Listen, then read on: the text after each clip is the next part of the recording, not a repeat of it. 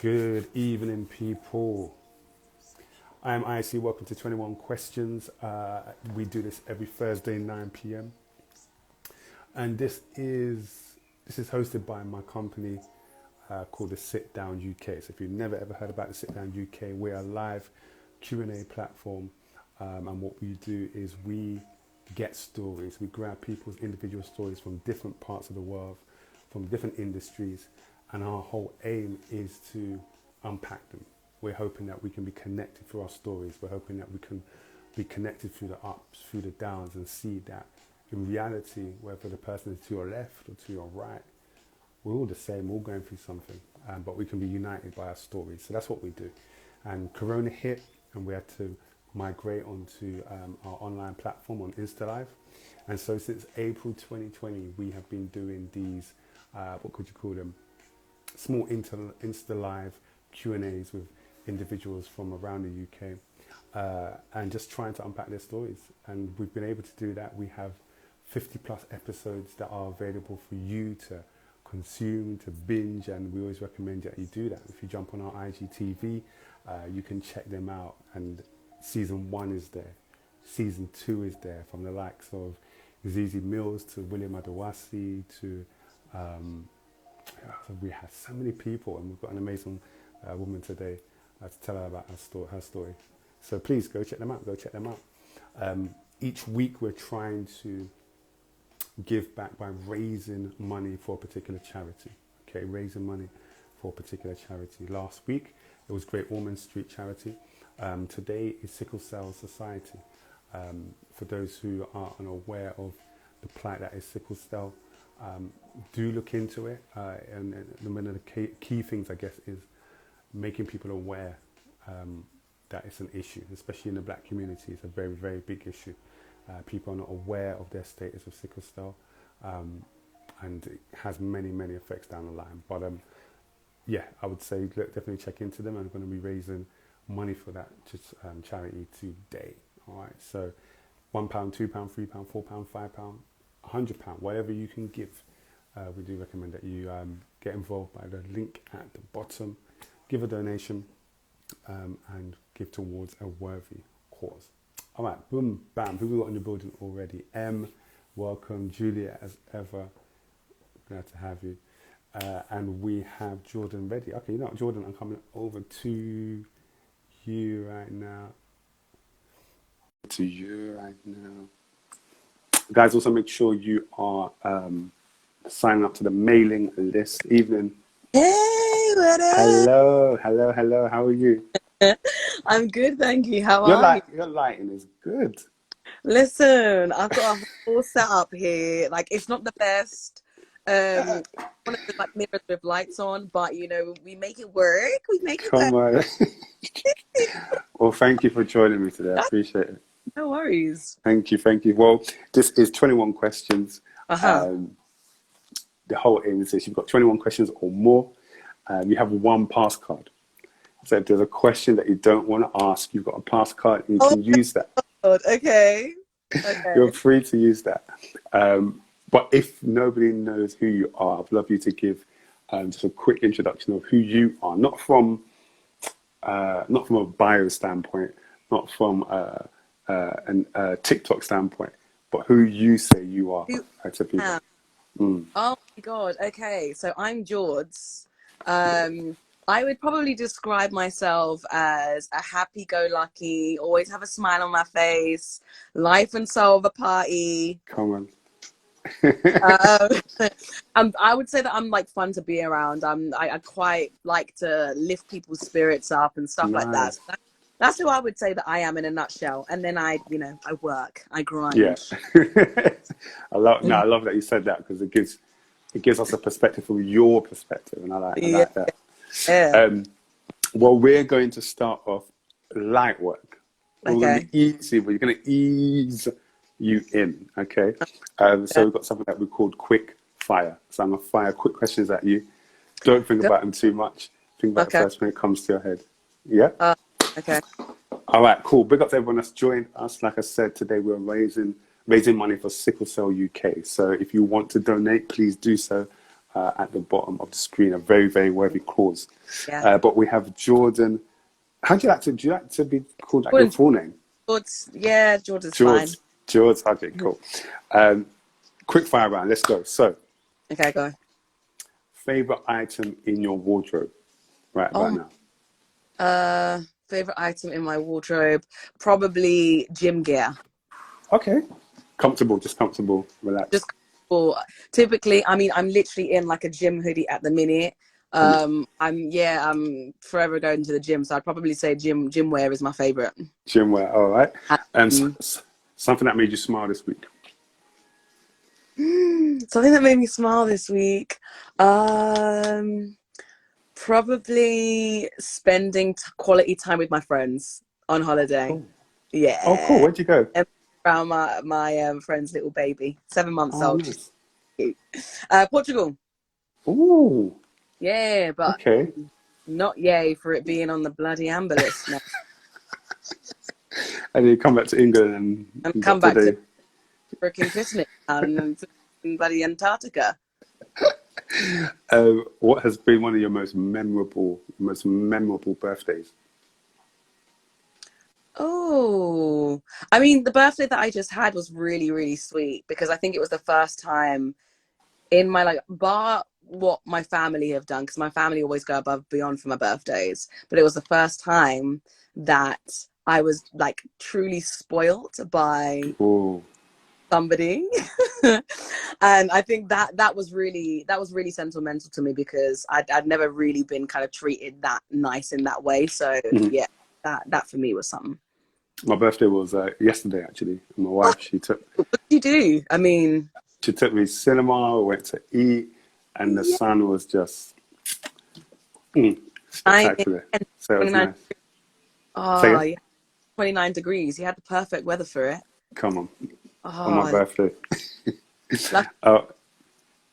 What's the favourite place? Actually, no, you said Portugal. Let me do Portugal for you.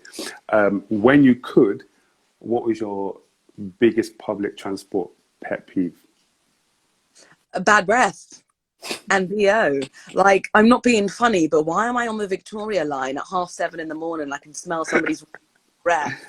Like, it's 7 in the morning. I shouldn't be smelling your morning breath. What I should be smelling is the remains of Colgate toothpaste. That is one of my biggest pet peeves.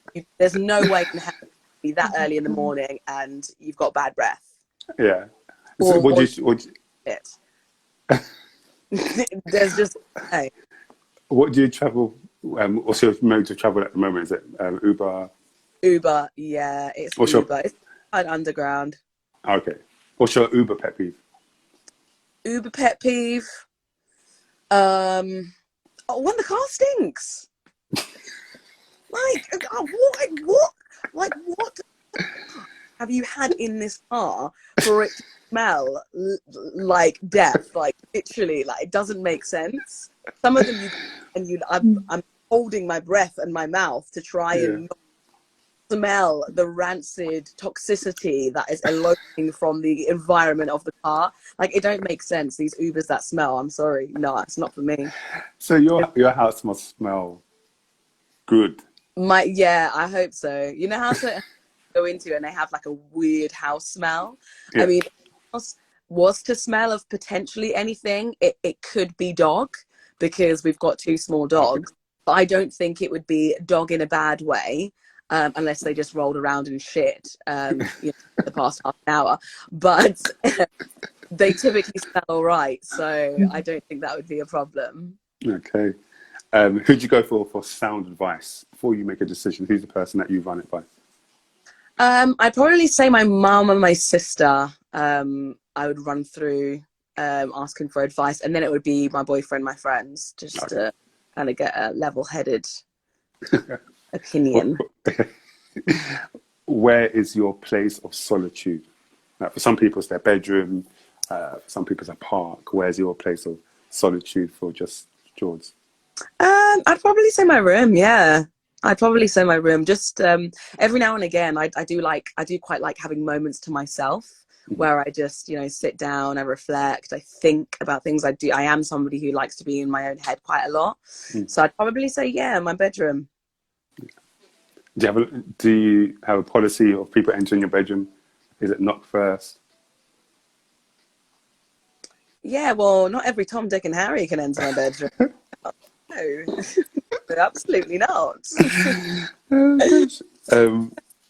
Finish this sentence for me. Okay, go. I am the most confident when. That is such a good one. I am the most confident when I feel like I can just be 110% myself. That's nice. That's probably what I would say. Do you feel that now? Yeah, 100%. I mean, Good. I don't really take Instagram too seriously, so I'm just like, I can be myself. You know what I mean? Good. That's all we actually bring. That's all we actually bring. Yeah. What is a quality that you feel as a person you need to work on?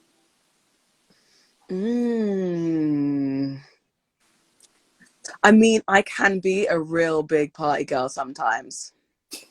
So I'd probably say if there's a quality that I'd work on, it would be nipping that in the bud. But I've been so good at doing that over the past, I would say, year or so.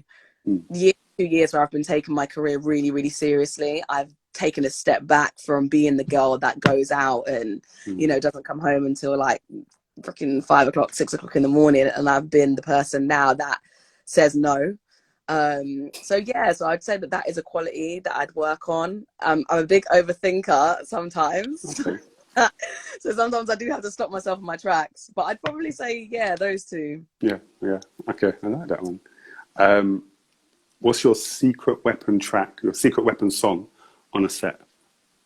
So the set's not going too well, but you're thinking, you know, I need to. Well, I'm not a DJ, so I couldn't say what I'd pull out. But if I was in charge of a Spotify playlist,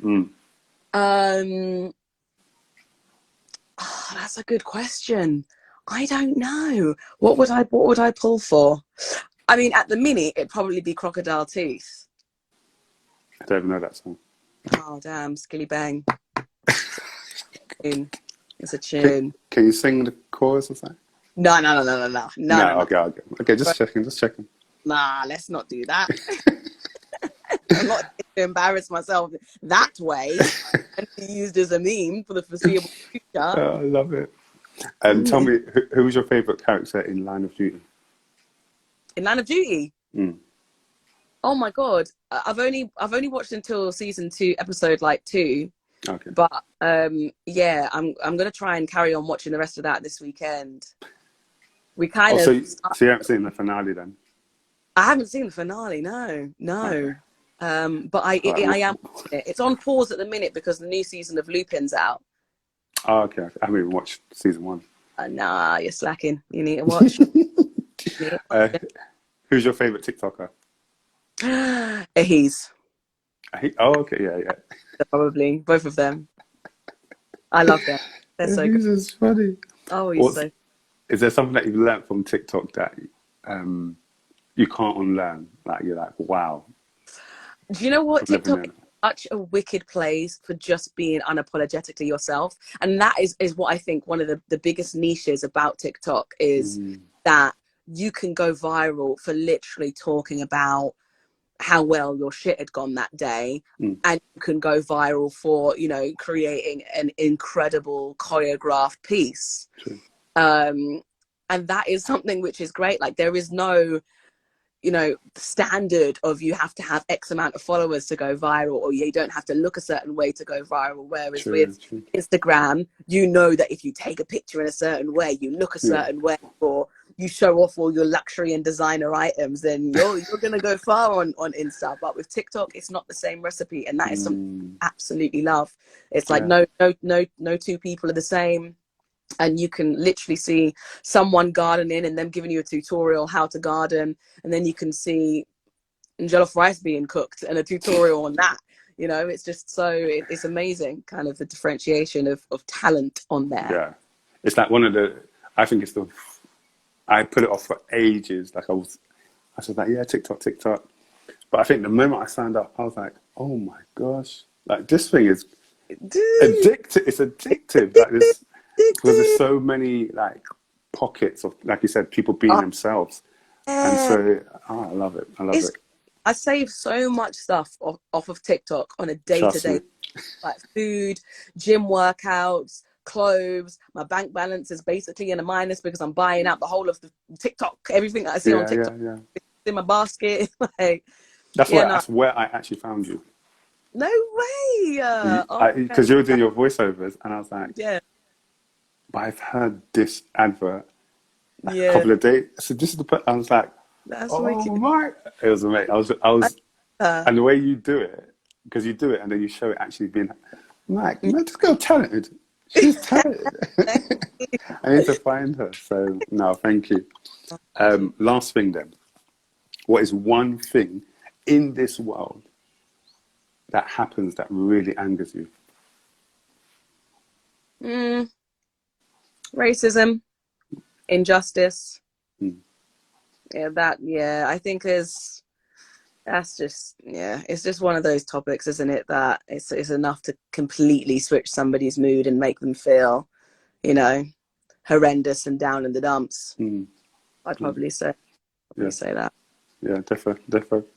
Well, you made it through our quickfire round. Light work. That was light work for you. Didn't even use your pass card, but you do No, have one pass card that you can use as we throughout the go whole through questions. throughout the whole Okay. thing. So to everyone that's just joined us, welcome to 21 Questions with George. We are just starting off quickfire round. Light work, but we're going to jump in right about now. We're going to start from baby George, and I want to ask you, what was a childhood moment that really defined you positively? A childhood memory that defined me positively.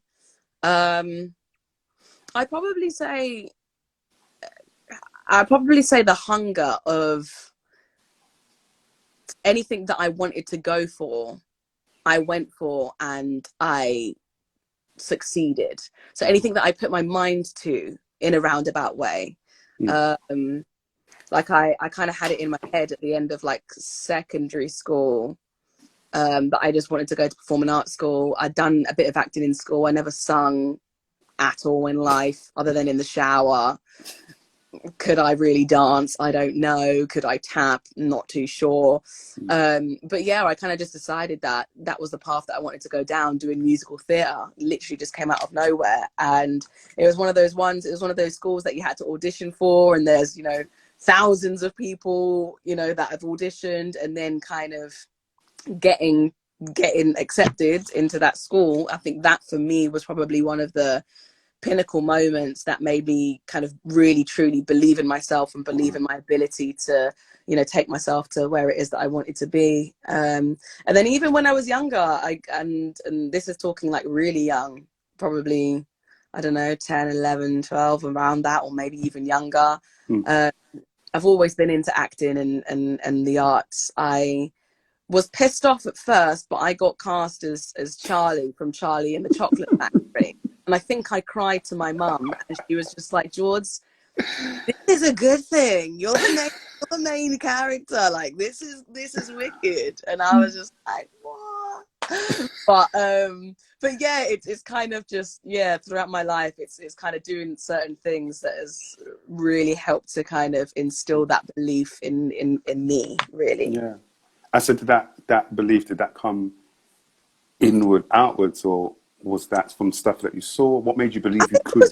I think it was, yeah, inward, outward to a certain degree, and Mm. kind of just having that hunger. Like, I think for me, I can coast. But once it gets to a stage where I'm just like, nah, this is like, I need to do some bits here. Then I know that is what I'm gonna do. Mm. I think I need to actually do that more. I think Yeah. I'm good at coasting. Mm. The point comes, the flag raises, hey, time to move, and I'm like, yeah, I'm coming. Coast, flag, and then it's down there that I'm Yeah. like, you know what? I need to change this, or I need to do it. I need to do it at the first Yeah. instant. Yeah. Yeah. It's it's a process, but I think you get to it when you get to it. Like, you'll know when the right time is. 100%. Give me a childhood memory that defined you maybe negatively. Oh, damn. A childhood memory that defined me negatively. I suppose, I mean, I wouldn't say, I don't know. I mean, I suppose when your parents break up, that is it's a big thing. It's a negative moment in your life. Because, two people who were brought together, who are then now, your mum and dad, they're no longer together. It can be quite a big thing. I suppose it's hard to say as to whether that you was per se affected by it, but I would say that is one thing which is negative, which has happened in life, or sad in general, as opposed to that makes sense. What's your relationship with your mum like? Amazing. Oh wait, hold on. Do you know what? The last three episodes we've had, that has been the reoccurring answer to this question, and it's so encouraging to hear. It's great. It's so beautiful having a good relationship with both of your parents. Obviously, not everybody is in that situation where they have such an amazing relationship with both their parents. So I think it really does make you appreciate what you have, whilst you have it, because things like that are, I feel, really, really important, and something that I would definitely be looking to do when, touch wood, I become a mother in the future. I think that's it's important to have. Are there certain things that your mum and dad did that enabled even that breakup happening, but enabled that relationship with you individually as well to be so strong even now? Do you know what? I think it's just spending time, quality time, experiences, doing things. I think that's, and communication, I think, is always one of the biggest things. Do you have any siblings? Yeah, younger sister. Younger? How long? How old is she? 2 years younger than me. Oh, okay. And what's your relationship like with her? Yeah, wicked. I love that. And we all really well. Yeah, literally, no complaints. How does this then pour into your work and your aspirations, and knowing that you've got this team like kind of almost behind you, backing you? It's great because it's a support network. It's a support system. Having people around you that believe in what it is that you're doing is always a great thing, So yeah, it's amazing. It is great. It's great support. What type of parent would you like to be? Pretty much just like my mum. Yeah, pretty much, I would say. Big up to Mumsy. Big up to Mumsy. You studied at how do you say it, Vale or Valet? Valet, yeah. I went there. I think I was only there for like a couple of years. I went there. I've been to Sylvia Young before. Sylvia Young. Yeah. And Tring School. Tring School for Performing Arts. Yeah, I was there for 2 years doing a musical theatre course. It was all great. Like, I think my parents were really good at just enabling me and my sister to have experiences when we were younger. So whether it be, going to musical theatre, whether it was going to dancing classes, ballet or whatever, jazz. And I think that really helped do you know what? It helps with confidence, because you're not only interacting with people at school, you're reacting and, making friends with people that are outside of school from different walks of life and environments. And I think it really helps to grow your confidence in ways in which, sometimes not just by going to school, True. So I went there. It was great. Well, there are other things that you learned about the craft so early on, going to those schools that you still use today. Yeah, confidence, being able to speak, openly with confidence, with assurance, public speaking, all of that kind of stuff. Yeah, I think it's really good for that. And I'd probably say that. Yeah. Awesome. I want to look a bit about look into a little bit of who you are behind everything that you do, because I was looking at your like your Insta stories, looking at your like obviously whenever I pick someone, I stalk them to Oh the my God. nines. That's what I do. I do interviews. Oh my God. So I've got this section called "Explain This Tweet." So I'm going to draw for a few tweets that you said. One of the tweets you said was, where is it gone now? Hold on.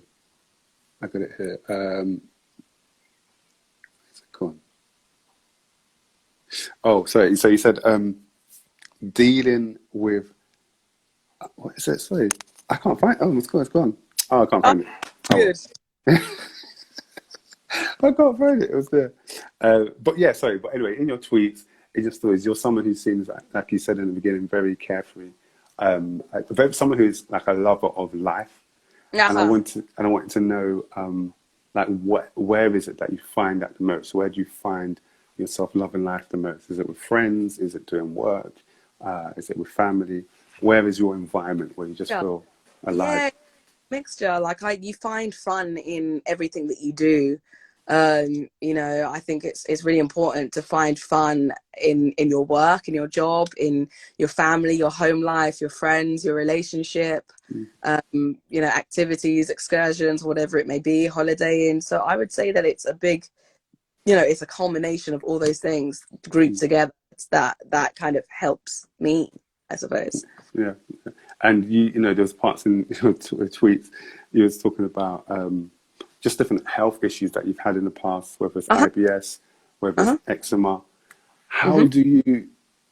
Some people would become, in quote, victims to them things, and be like, "Oh, woe is me." But you seem to just have all these issues, but you just brush them aside. Yeah, I've got like endometriosis, which is like it's a potential fertility issue. I've got keratoconus, which is like a disease of my eyes. Yeah. So I may have to have like eye surgery. You know what you said? My eye, eczema, like sometimes it's really, really bad. Sometimes it's absolutely fine. Yeah, IBS, like all of that kind of stuff. But it's just like, you know, the way that I see it sometimes is there's worse that is happening out there. Do you know what I mean? And I'm not somebody who's going to be victim. Like, you know, not that type of person. I'll be the person that, you know, helps you. So if you're going through something which is similar or whatever, and we can share, you know, tips and stuff like that, then I think that is important, and to spread awareness and spread the message. But I'm not a victim like that. It's not me. It's not me. Wow. You know, I like attention, but I don't like, you know, that sort of like victim attention sort of. Yeah. Wow. That's good. So it's almost like that's your superpower. You use it. You channel it. Yeah, and to help others. You know, there's so many other women that are going through similar things, and you know, I've, through my experience and through me having to have, you know, surgeries and stuff, you know, when I'm then presented with other kind of females who are coming to me saying, "Oh my God, Jourdan, these are my symptoms." Like, if it rings true to, you know, what I've been through, I'll be the first person to say, "Is this?"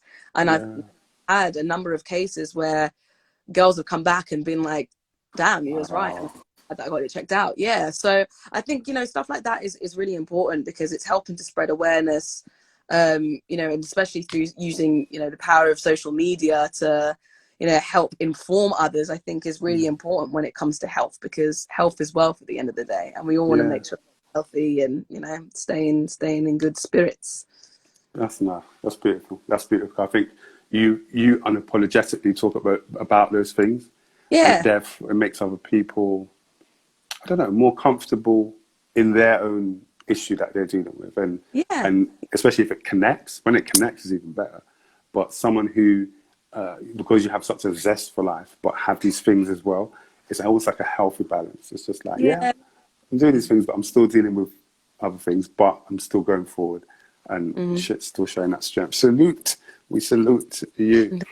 June the 24th, 2015.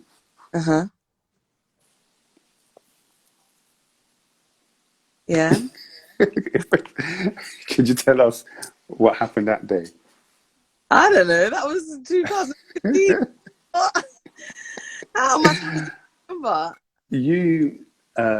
You started a business called Air Rider. Yes, I did. Oh my God. Yes. Tell Yeah. us about Air Rider. So I started. So I started selling those little wheelie scooter things.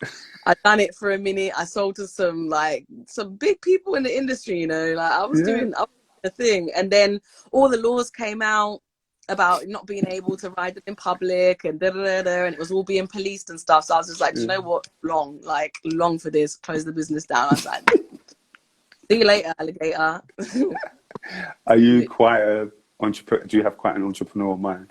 Yeah, 100%. Like at the minute, I'm doing these voiceovers and stuff, but every single day I'm being asked questions. Like all the time in my inbox, there's a multitude of questions about how people can get started, what it is that they can do, can I mentor, da da da da da. And so I think somewhere along the line, I would obviously like to start something up in that sort of field, just to, help give back, and provide some form of guidance. Yeah, because I saw you were doing some like tutorials, and of all the people, I think you'd be a great person to do that, because it is such a thing where if you've got a mic, you've got the right setup, you can do it. You can do it anywhere. You can be on Barbados, do it in a hotel, and then go on there on the beach. And I think what COVID has really taught people is try and look within yourself and find the skills that can enable you not to be confined to an office. Working in one, exactly. Yeah, and I think that's I think been one of the biggest blessings over the past year or so, being in the situation that is COVID. I've been really grateful to be able to continue working and doing these voiceovers. So it's been great. How did you first kind of enter into that kind of spirit? My friends sending me DMs.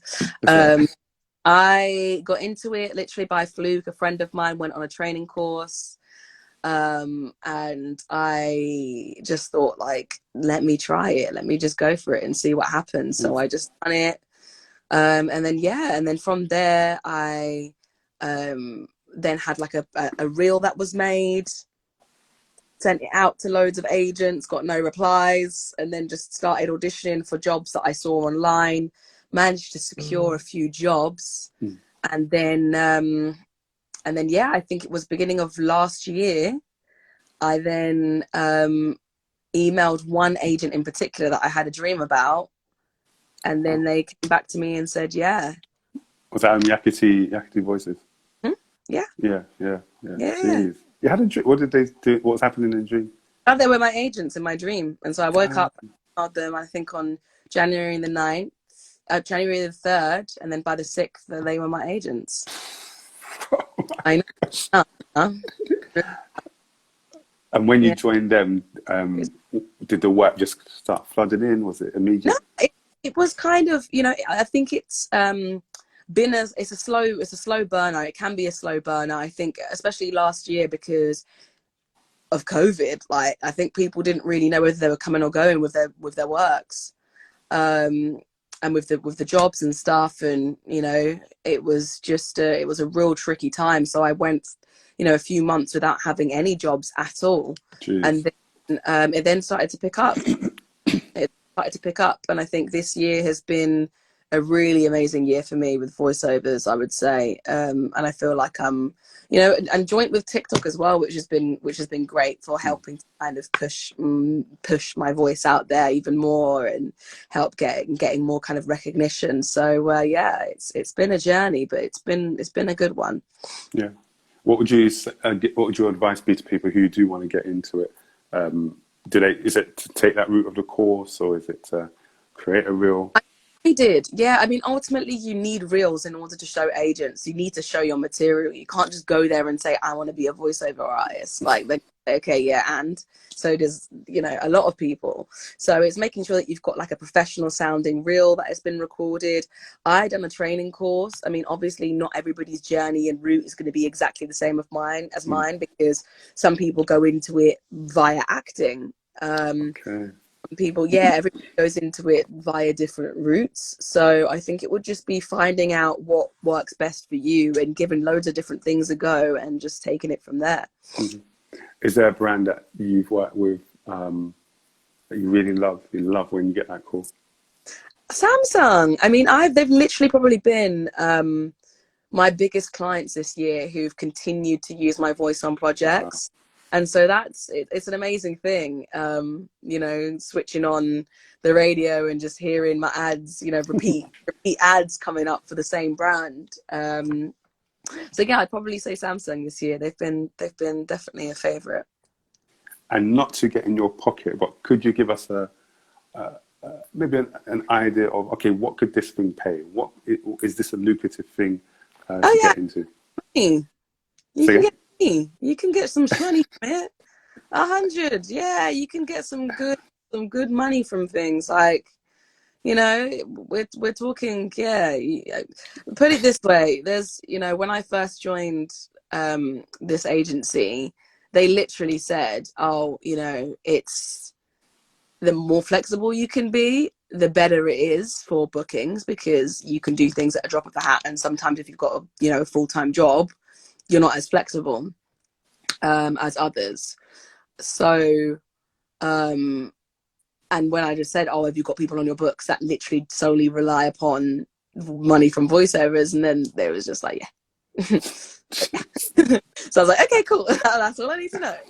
So yeah, like if you stick at it, you work hard, you build up good rapport with the clients that you're working with, then yeah, eventually you can be on some decent money. Like if you just think about how much money is in entertainment industry as a whole, so you know, musicians and actors and stuff like that, like you can, it's all relative, and commercials and stuff. So yeah, you can get some. Obviously, I'm not saying you're going to get freaking $1 million from doing a voiceover.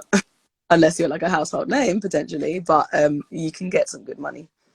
And who are like the household names? Who are like the Stormzy's sort of voiceovers? I'd probably just say that it would be like the recognizable actor voices that you would hear. I would say that the more recognizable your voice is as a voiceover artist, the more you're going to be paid, because people know your voice. So I'd probably say that, you got Ian that does the Love Island. You hear him on doing another voiceover and you know it's him straight away. So it's people that have created names for themselves within the industry. Like you'd know who Anton Deck was if you heard them on a voiceover. You would know Maya Jama if you heard her on a voiceover. And so it's that recognition that then enables you to get paid more. And for you, what are some of the things that you have to do because your voice is in a sense your moneymaker. So what are the things that you have to do to look after your voice? I probably would say that I don't look after it as much as I should. I vouch that I'm going to, and I shall do more. At the minute, it's literally just, water and trying not to scream, but, And what about things like pronunciation and enunciation? Are those things that can be learned and picked up over time as skills? Yeah, I mean, the thing is it's all down to dialect, isn't it? So, depending on where you're from, in England, everyone's going to have different dialects. And the greatest thing about voiceovers is the fact that you can literally be from anywhere and they're looking for a voice. If they're looking for something more colloquial, then they're not going to be expecting you to, dot your I's and cross your T's. So it's very much so dependent. But I mean, I get jobs where they want me to pronounce every single letter, and then I've got jobs where it's, I don't have to pronounce every single letter. So it's just dependent, I would say. So when you get an assignment, do you have to, when you get a brief in, you've accepted it, are you able to nail it just like that, or you need a couple of takes? So yeah, sometimes, it depends what it is that they're looking for. Depends how fussy the client is. There's so many different things that, work part and parcel into getting the final product. I can get a brief in, do a job within 5 minutes, and that's it. That's a wrap. True. Or it can take, you know, that full hour that you're booked out for. It really just depends on what it is that they want and how it is that they want it to sound more than anything. So yeah, I would say it's pretty much dependent. Love it, love it, love it. I wanted to ask you, because you did mention that you're very much trying to be an open book with your life, and something you've touched upon a couple of times is issues that you had with body insecurities. And I wanted to understand where, for you, that started. When did that first start? I mean, I've always been somebody who struggles with weight gain. I've always been up and down with my weight from a very young age. And so I would say that kind of like the insecurity started then. I feel like it's got a lot better over the last number of years, just with, I suppose, me looking after myself a lot more, taking extra care and going to the gym. And so that's helped. But I think, you know, social media plays a big part in insecurity and in, you know, having these warped visions of grandeur and what beauty standards should be. And that, I think, is probably one of the downsides to social media and, you know, the uptake and the uprise of cosmetic surgeries. And, you know, as much as it's, you know, amazing to have, if, you know, that's something that you want to do. However, we have obviously seen a rising grown trend of people getting this work done. And I think something which keeps me secure is the fact that I've got a lot of people in my life who continuously, you know, praise the fact that, you know, I love the fact that you've got a natural body and you're championing, you know, being natural and going to the gym and and this, that, and the other. And so I think that's what kind of eggs me on and keeps me going. That's amazing. You mentioned in one interview about you was an officer manager in Harley Street.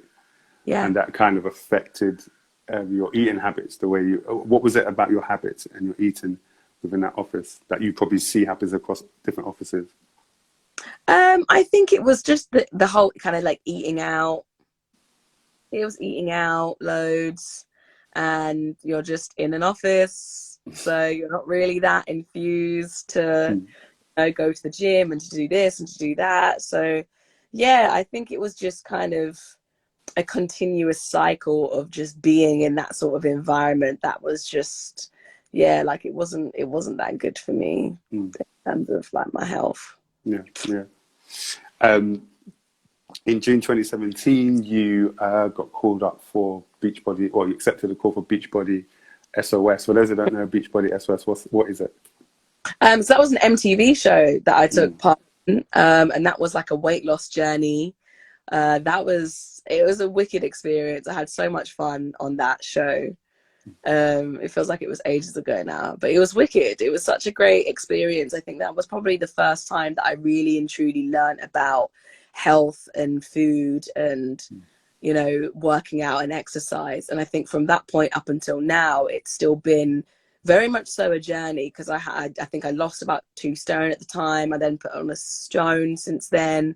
And so now I'm kind of roughly within that same remit. But I feel like now more than ever, I'm taking, you know, of course, like, you know, go on holiday and I'll eat shite for a week. But I will also come back and, you know, snap straight back into it. So, oops, damn, there we go, I'm back.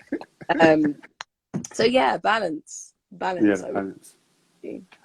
As much as food and exercise are definitely a component of it all, how much is your mental state and your mind part of feeling whole and feeling yourself in the whole process? You've got to be kind of like mentally, you know, secure. Obviously, everyone's going to have down days where they feel like shite. That's, you know, normal. But it's self-love, you know, it's making sure that you continue to push that self-love within you into knowing that, you know, I do look great, I do feel great, and etc. etc. So yeah, I would say that is very important. Are there certain things that you do to keep that self-love tank full? Positive affirmations. Yeah, I would just say positive affirmations and just telling yourself that you look good and trying to not be like over analytical about yourself. So I'd probably say that. Is there advice you would give for people that are currently struggling now? Slap yourself. Oh, what?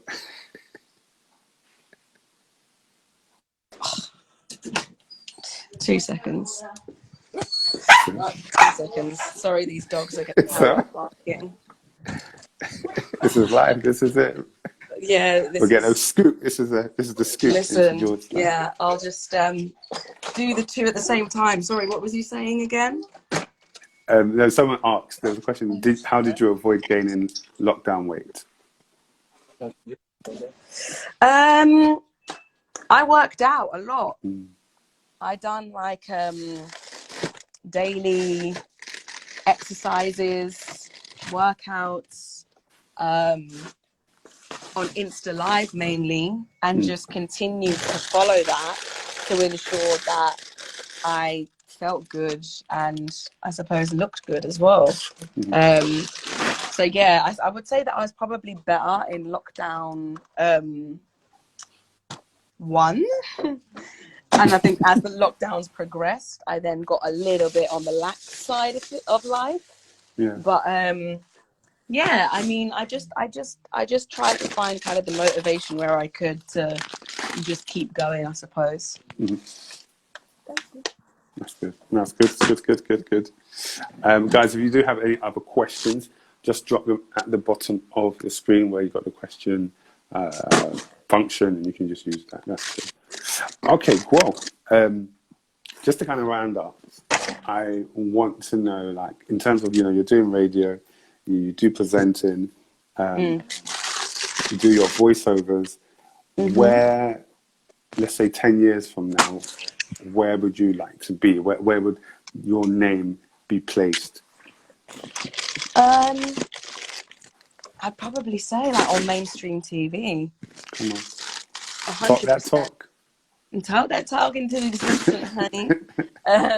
Yeah, no, 100%. Like, I think that's that is it for me. Like, that's where that's where I see things going, and I think like definitely that as an end goal, or having my own show, my own talk show, for sure. And yeah, other than that, I'd probably say continue to be like, or continue to grow to be a household name in the voiceover industry. Maybe see me on a radio show, all of those things. Come on. Do you have a dream person to interview? Oh my God. Dream person to interview. Damn. Oh my God. This is a good question. How much per script these days? Oh my God. Dream person to interview. I mean, I suppose it would be. I mean, I'd have to say Drake, huh? Oh wow. Okay. That would be pretty. Yeah, that would be pretty sick. I think. What would you ask him? Huh? What would you ask him? Is this all it? Yeah, it is, isn't it? Thank you. Cheers. Thanks. What would I ask him? Good question. I mean, I'm somebody that likes to thoroughly do my research, as you do. So I think one question wouldn't be enough. It would be a whole sit-down conversation. But yeah, I think most definitely just the way that he's obviously, catapulted and pioneered his way into this industry has been like absolutely incredible. Not only that, but obviously he. Oh, you went quiet. Oh, I can't hear.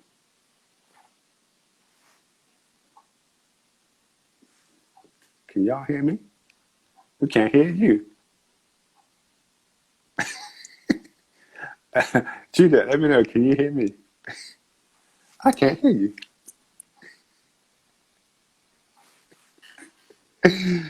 Okay, who can't hear who?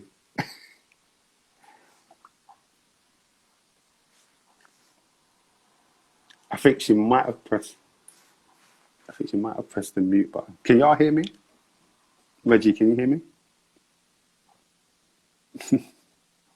That was funny because she just went mute. Can't hear her. Okay, she's going to join again. We can hear you, but no joins. All right, cool. She's probably going to join back in a sec. Guys, cool. Well, we've got about a few more minutes left. So if you've got a question, drop them at the bottom of the screen. Also, give us your comments. Let us know how you've been finding it so far. Let me go to George now. But yeah, let us know how you've been finding it. Which is coming now. Oh, I can hear you now. Yay! I think a lot of people give him stick, don't they? About you know, what did they say? And this is obviously not me quoting it, but people saying that he, finds and gets UK music, and he kind of almost like clout chases it in a way or whatever, and obviously, which is just absolute BS. But I think it would be really interesting to actually kind of dive deeper into that. And see what his thoughts are on it. And I suppose as well, like, is he ever affected by negative stuff like that? Because we always see Drake as just this absolute GOAT, this absolute icon. And we never get to see, of course, like in his music and stuff, we get to see the sensitive side of him, but we never actually get to see the real, like, hard-hitting stuff that has gone on and that has happened. So I think, kind of finding out kind of the mental side of him would be a really interesting thing to kind of dive into. Yeah, I hear that. Reggie said George didn't answer my question. He was asking how much a script. Is that script for? What is that script for? For acting? I mean, listen, it depends. I'm not going to be here and start telling you the ballpoint figures and left, right, and center like that. I ain't here to do that. But increase your value and you increase your price. Yeah, like, one thing that I will say is everyone gets a basic studio fee, and that is if this is something that you're interested in getting involved in, then it's basically a case of knowing your worth. Okay. Knowing your worth, your hourly rate. And just making sure that big companies don't take the piss out of you. I mean, definitely when you first start out, you are going to be potentially in situations where you have to cut your nose to spite your face because of the fact that, what? Oh, yeah. Sorry, my sister's in the background. Because of the fact that you're trying to build yourself up a portfolio. But yeah, like after you've done your first few, then yeah, you need to go and speak to some agents, boy. Last question before you go. When you go and it's your time to leave this earth, you're finished, your time is done. How would you like people to remember you? To remember George? Or be reckoned with. As a force to be. Yeah. You said that. You brought a lot of light into the world, and left with the light still shining. Okay, that sounds like something to put on that tombstone. What, tombstone? Yeah. So Diana, that's my wife. She's asking, is there any particular voiceover courses you can recommend? What? Sorry, my sister's she's just recording my shopping that I've left in the hallway.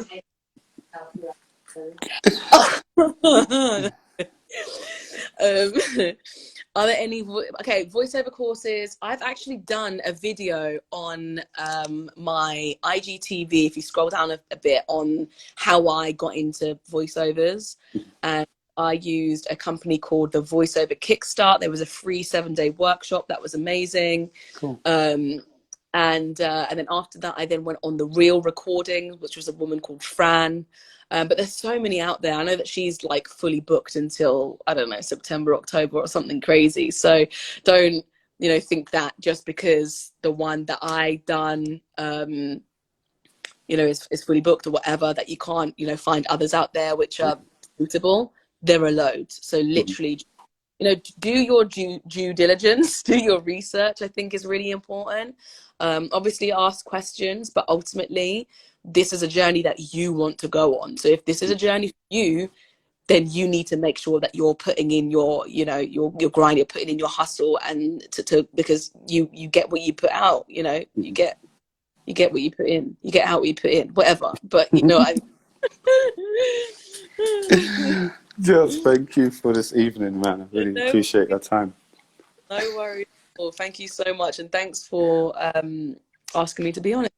No, my pleasure, my pleasure. What we always try and do is anytime we get someone on, afterwards, anything that they put out, we're just there to support as well. So if there's stuff that you're releasing, stuff you want to put out there, whatever, just holler at us, because it means that we're there. We'll support you 100%. We're there, man. We're there. Yeah. Oh, wicked. I love this. Thank you so much, guys. No worries, Thank no you. worries at all. Wish you all the best. Take care. Bye. Thanks, guys. Bye.